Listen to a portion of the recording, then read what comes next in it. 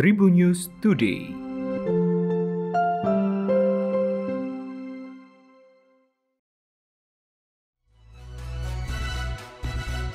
Halo Tribuners, berjumpa kembali bersama Memes di program Tribun News Today, diawali dari berita nasional.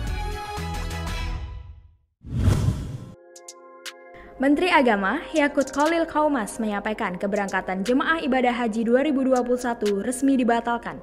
Yakut menyampaikan hal tersebut dalam konferensi pers yang digelar di Jakarta pada Kamis 3 Juni 2021. Yakut Khalil Qaumas menyebut keputusan tersebut karena mempertimbangkan kesehatan dan keselamatan jemaah ibadah haji. Hal tersebut mengingat lantaran terdapat virus COVID-19 dalam bentuk varian baru yang melanda hampir seluruh negara belahan di dunia termasuk Indonesia dan Arab Saudi. Pemerintah kini tengah bertanggung jawab untuk menjaga dan melindungi WNI di dalam dan di luar negeri melalui upaya penanggulangan COVID-19. Sementara itu, Menteri Agama telah menerbitkan keputusan Menteri Agama KMA nomor 660 tahun 2021 tentang pembatalan keberangkatan jemaah haji pada penyelenggaraan ibadah haji tahun 1442 Hijriah atau 2021 Masehi. Menteri Agama Yakut menegaskan keputusan pembatalan ini sudah melalui kajian mendalam.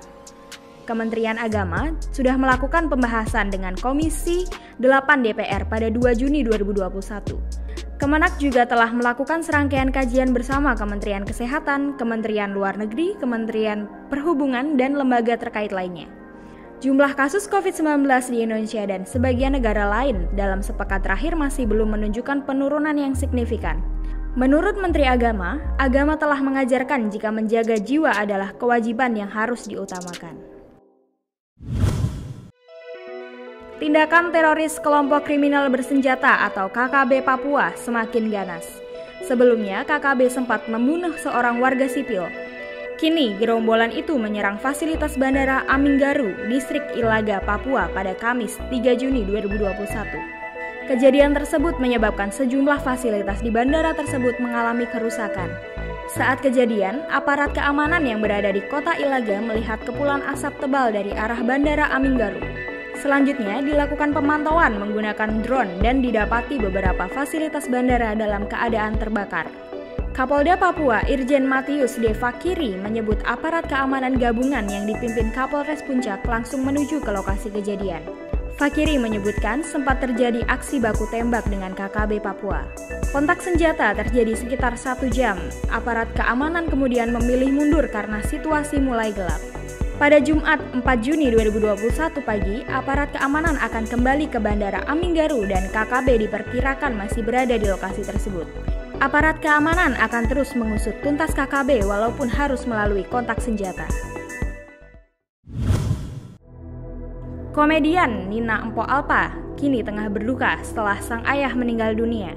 Ayah Empo Alpa, Niman, meninggal dunia pada Rabu 2 Juni 2021 pukul 11 waktu Indonesia Barat. Diketahui, ayah Empo Alpa meninggal saat berusia 75 tahun di rumahnya, kawasan Ciganjur, Jakarta Selatan. Kala itu, Empo Alpa sedang tidak berada di samping ayahnya ketika saat-saat terakhirnya. Ketika ayahnya meninggal, Empo Alpa berada di Malang, Jawa Timur dan segera bergegas pulang ke Jakarta saat mendapat kabar duka tersebut. Empo Alpa berangkat dari Malang pukul 1 dini hari dan sampai di Jakarta pukul 9 pagi. Komedian bernama asli Nina Carolina ini tidak tahu penyebab meninggal ayahnya. Empo Alpa hanya menyebut jika ayahnya menderita penyakit tua sebelum meninggal dunia. Ditinggal pergi sang ayah untuk selamanya membuat Empo Alpa ikhlas dan akan terus mendoakan ayahnya. Akhir tahun ini, Indonesia bersiap menggelar event dunia, yakni World Superbike 2021 di sirkuit Mandalika, Nusa Tenggara Barat. Guna menghindari bahaya penyebaran COVID-19, gelaran tersebut bakal diterapkan dengan protokol kesehatan yang ketat. Menteri Pariwisata dan Ekonomi Kreatif, Sandiaga Uno mengatakan, setelah World Superbike ini, Indonesia di tahun depan giliran menggelar MotoGP. World Superbike 2021 Indonesia akan berlangsung pada seri ke-11 dari 13 seri Superbike pada 12-14 November 2021. Kejuaraan tersebut akan melibatkan 20 atlet mancanegara. Untuk itu, para atlet diwajibkan hadir 5 hari sebelum latihan dengan status negatif COVID-19. Selain itu, atlet juga harus sudah menerima vaksinasi yang telah disetujui Badan Kesehatan Dunia atau WHO. Sandiaga berharap event-event yang kini mulai diadakan harus tetap disesuaikan dengan kondisi pandemi COVID-19 yang masih menghantui. Menurutnya, penerapan protokol kesehatan ketat jadi kunci event tersebut bisa berlangsung sukses di era seperti ini.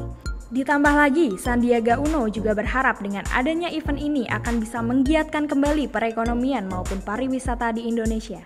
Demikian tadi 4 informasi terupdate hari ini. Jangan lupa untuk terus mendengarkan Tribun News Today hanya di Tribun News Podcast. Saya Memes pamit, sampai jumpa.